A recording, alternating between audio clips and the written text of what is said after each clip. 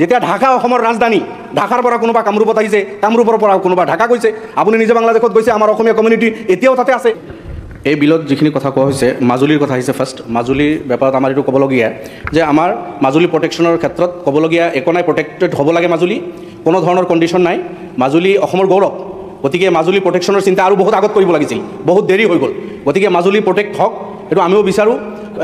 দ্বিতীয়তে tribal belt and ব্লকৰ কথা আহিছে, ট্ৰাইবেল ভাইসকলৰ অধিকাৰৰ কথা আহে, বিলকুল সুৰক্ষিত হ'ব লাগিব। তেখেতসকল আদিবাসী, গতিকে তেখেতসকলৰ যি অধিকাৰ, তেখেতসকলৰ অধিকাৰৰ সুৰক্ষাৰ কথা সময়ে সময়ে উত্থাপন হৈ থাকে, তাত আমি কেতিয়াও আপত্তি কৰা নাই বিগত দিন। আজিও বিধানসভাত মাননীয় অধ্যক্ষ মহোদয় আমি ট্ৰাইবেল ভাইসকলৰ ভাষাৰ কথা, অফিচিয়েল লেংগুৱেজ হ'ব, হয়তো অফিচিয়েলি স্বীকৃত ট্ৰাইবেল দিয়া নাই। আজি চাহ বাগানৰ কিছু ভাইসকলক 6 জনগোষ্ঠীৰ আন্দোলন চলি আছে, 6 জনগোষ্ঠীক তেখেতসকলক জনগোষ্ঠী ডিক্লিয়াৰ কৰি ট্ৰাইবেল ষ্টেটলৈকে লৈ গ'লেওতো কোনো আপত্তি আমি কৰা নাই। মাননীয় অধ্যক্ষ মহোদয় তেনেকুৱা ধৰণৰ আমি কোনো আপত্তি কিন্তু কৰা নাই। আমি তেখেতসকলৰ সমস্যাৰ কথা আজিও উত্থাপন কৰিছোঁ। মাননীয় সদস্য যিটো 1911 চনৰ পৰা যিখিনি কথা তেখেতে কৈছে, হিষ্ট্ৰীৰ কথা, পেগু ডাঙৰীয়া বিলকুল ঠিকে কৈছে। 1911, 21, 33 সেই সময়ৰ কথা কৈছে। আজি 1-150 বছৰ আগৰ কথা। মাননীয় অধ্যক্ষ মহোদয়, এটা সময়ত ঢাকা আমাৰ অসমৰ ৰাজধানী আছিল। আজি যেনেকুৱা গুৱাহাটী সামান্য পপুলেশ্যন আছিল, এই 100 বছৰত আহি কিমান পপুলেটেড হৈ গ'লো আমি। গুৱাহাটী কিমান পপুলেশ্যন হৈ গ'ল। গুৱাহাটীত আপাৰ আছামৰ মানুহ আহিছে, ধুবুৰীৰো আহিছে, আমি সব জিলাৰ পৰা আহি আমি গুৱাহাটীত আহিছোঁ।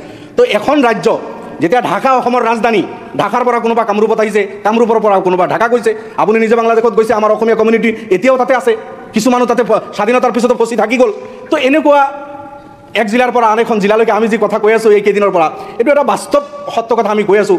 এখন ৰাজ্যৰ পৰা আন এখন ৰাজ্যলৈকে মাননীয় মুখ্যমন্ত্ৰী যোৱাকালি কৈছে যে আমাৰ কৰোণাৰ সময়ৰ কথা কৈছে, 12 লাখ ল'ৰা ছোৱালী হয়তো সেই সময়ত বাহিৰত আছিল, যিসকলক কিবা অনুদানৰ কথা তেখেতে ঘোষণা কৰিছিল, বাহিৰৰ পৰা এপ্লাই কৰিছিল। আজি হয়তো কিজানি 24 লাখ আছে অসমীয়া জনতা অসমৰ বাহিৰত, বেলেগ ৰাজ্যত কৰ্মসূত্ৰ আছে, কোনোবা ঘৰ বনাইছে। এইটোতো নিজৰ ৰাষ্ট্ৰৰ ভিতৰত, নিজৰ ৰাজ্যৰ ভিতৰত এখন জিলাৰ পৰা আন এখন জিলালৈকে যোৱা, এইটো আজি নহয় মাননীয় অধ্যক্ষ মহোদয়, এইটো হিউমেন নেচাৰ। ৱৰ্ল্ডৰ গোটেই কাণ্ট্ৰিত, আমাৰ ৰাষ্ট্ৰতো, আমাৰ জিলাতো হৈছে। কিন্তু আমি তেতিয়া আপত্তি কৰোঁ যেতিয়া আজি অকল এই 150 বছৰ আগত নিজৰ ৰাষ্ট্ৰ বা নিজৰ ৰাজ্যৰ এখন জিলাৰ পৰা আন এখন জিলালৈকে এই ময়মনসিংহা যিটো নাম কৈ আছে, বা বংগীয় মূলৰ মুছলমান যি কথা কৈ থকা হৈছে, অকল সেইসকলে অহা নাই। অসমৰ পপুলেশ্যনটো সামান্য আছিল। আমি যদি চিন্তা কৰোঁ ভাৰতবৰ্ষৰ বিভিন্ন ৰাজ্যৰ পৰা, ঝাৰখণ্ডৰ পৰা এটা চেম টাইম আহিছে, বিহাৰৰ পৰাও আহিছে, উৰিষ্যাৰ পৰাও আহিছে, বা অন্যান্য আৰু কিছুদিন আগত গ'লে আমাৰ উত্তৰ প্ৰদেশৰ পৰা বিভিন্ন ৰাজ্যৰ পৰা আহিছে।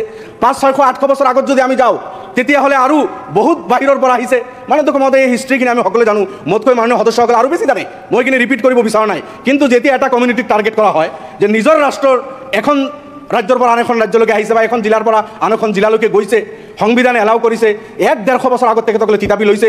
নিজৰ মাতৃভাষা, ৱৰ্ল্ডত তেনেকুৱা কোনো কমিউনিটি নাই যে নিজৰ মাতৃভাষা বিসৰ্জন দি অন্য এটা নতুন এটা ভাষা, অন্য বুলি মই নকওঁ, এতিয়া আপোন ভাষা আমাৰ, নতুন এটা ভাষাক এডপ্ট কৰি আঁকোৱালি লৈ সেই ভাষাতে সপোন দেখে, স্কুল কলেজ ল'ৰা ছোৱালীক চব সেই ভাষাতে পঢ়ায়। এই ভাষা জীয়াই ৰখাৰ ক্ষেত্ৰত এই জনগোষ্ঠীৰ অসমত যিমান অৱদান আছে, মই ভাবোঁ বেলেগতকৈ কম নহয়। বেছি বুলি মই নক'লেও বেলেগতকৈ কোনো গুণে কম নহয়। অসমীয়া মাধ্যমৰ এই বিদ্যালয়বিলাকৰ আমাৰ ল'ৰা ছোৱালী যেনেকৈ পঢ়ি আছে। যেনক মাননীয় অধ্যক্ষ মহোদয়, এটা সময়ত স্বাধীনতা পালোঁ আমি, অসমখন পাকিস্তানৰ লগত থাকিবনে ইণ্ডিয়াৰ লগত থাকিব, তেতিয়াও কিন্তু ওছমান আলী সদাগৰ, মতলুবুৰ ৰহমান মজুমদাৰৰ পৰা আৰম্ভ কৰি আমিৰুল্লাহ চাহাব, বৰপেটাৰ সেই বিধায়কজন, ধুবুৰীৰ সেই বিধায়কজন মুছলমান হোৱা সত্ত্বেও তেখেতসকলে ভোট দিলে নহয় আমি ইণ্ডিয়াৰ লগত থাকিম, আমি পাকিস্তানৰ লগত নাযাওঁ। সেইদিনাখন যদি এই মতলুবুৰ ৰহমান মজুমদাৰ, ওছমান আলী সদাগৰ, আমিৰুল্লাহ চাহাব, বৰপেটা আৰু ধুবুৰীৰ সেই মুছলমান বিধায়কসকলে যদি পাকিস্তানত থাকিম বুলি, আব্দুল কাদিৰ এইসকল যদি ইচ্ছা কৰিলেহেঁতেন, হয়তো এই ভূখণ্ড আমি সেইটো কেতিয়াও কামনা নকৰোঁ, নাথাকিলেহেঁতেন ইণ্ডিয়াৰ লগত।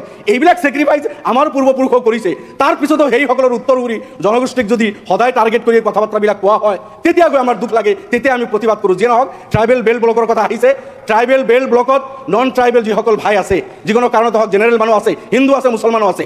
মই হিন্দু মুছলমান কৰিব বিচৰা নাই, মাননীয় মুখ্যমন্ত্ৰীক মই অনুৰোধ কৰিম যে ট্ৰাইবেল বেল্ট আমাৰ সুৰক্ষা দিব লাগিব। ট্ৰাইবেল ভাইসকলৰ অধিকাৰৰ কথা আমি প্ৰথমে চিন্তা কৰিব লাগিব, কোনো ধৰণৰ আপত্তি নাই। কিন্তু সেইখিনি এটা নেচাৰেলি আমাৰ নন ট্ৰাইবেল ভাইসকলে সেই বেল্টবিলাকত আছে। এতিয়া জেনেৰেল মানুহ হিন্দু আছে, মুছলমানো আছে, গতিকে তাতে আপুনি যি ব্যৱস্থা কৰিব মাননীয় মহোদয়, সকলোৰে কাৰণে যাতে আপুনি সমান ব্যৱস্থাটো কৰে, এইটো অনুৰোধ মুখ্যমন্ত্ৰীৰ ওচৰত। ট্ৰাইবেল বেল্ট বোৰ্ডৰ কিবা সিদ্ধান্ত লৈ তাতে নন ট্ৰাইবেল ভাইসকল যিসকল আছে, সেইসকল হিন্দু হওক, মুছলমান হওক, সেইসকল জেনেৰেল যি কাষ্টৰে নহওক কিয়, যদি ভাৰতীয় নাগৰিক হয়, ভাৰতীয় নাগৰিক হ'লে আমি তেখেতসকলৰ পক্ষত এটা কথাও নকওঁ, ভাৰতীয় নাগৰিকৰ কাৰণে আপুনি সমানভাৱে চিন্তা কৰিব বুলি আপোনাৰ প্ৰতি অনুৰোধ থাকিল, আহ্বান থাকিল। এইটো ট্ৰাইবেল বোৰ্ড